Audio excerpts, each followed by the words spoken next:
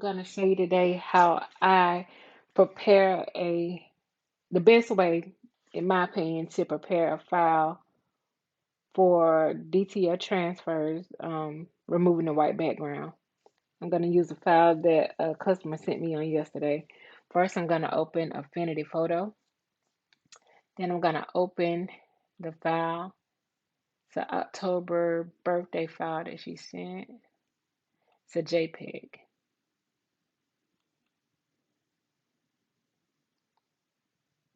So the first thing I'm going to do, you notice it has the white background and a lot of stuff around it, like it might have been a sticker prior to.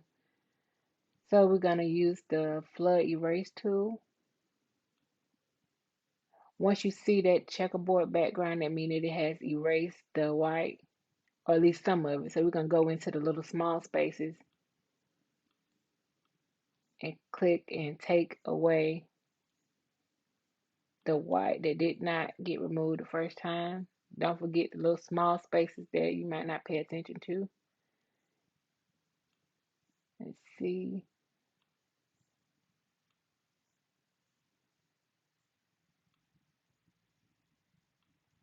Let's see how much more we got here.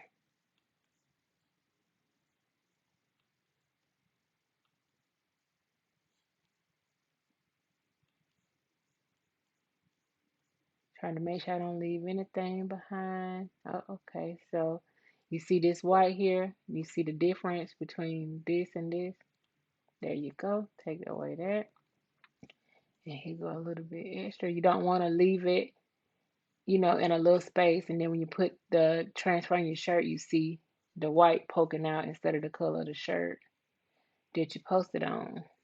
That you transfer it to.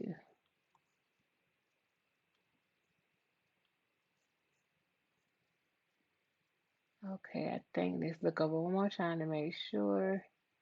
October girl. My personality depends on me. My attitude depends on you. And all of it is removed. Now, all of the white is removed, but we still gonna continue to prepare it for making transfers.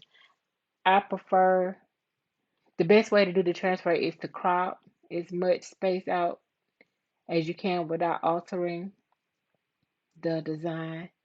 Because if you don't crop it, if you tell me you want your file to be 10 inches wide, the program counts all that extra space instead of just what you see.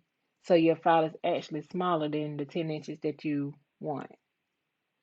So after you do that, we want to check the DPI on it and the size. So for me, I take it all the way up to 400. And I like to change my file into a bigger size than what I need in case I have to go up or down and won't lose resolution. And you hit resize. Then I'm going to export the file. Remember, when we brought it in, it was a JPEG file. I print PNG files. So we're going to save it, export, and name it something that you remember. This is going to be October, my attitude, so I can type it in and find it easier. Final.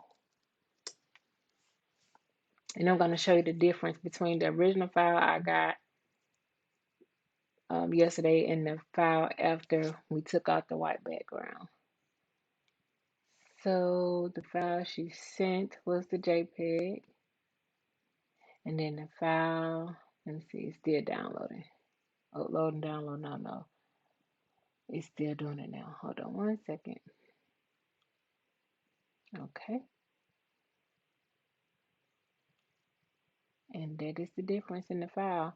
Had the white background on this one without an extra, I don't know what it is around it. Then you have the file, this one, once it's done.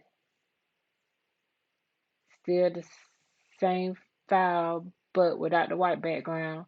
So you won't have a big white spot, a big white block or a rectangle square, whatever, on your shirt. Just have the white background. I'm sorry, the clear background. And that is how you remove the white background using Affinity Designer to prepare your files for DTF transfers.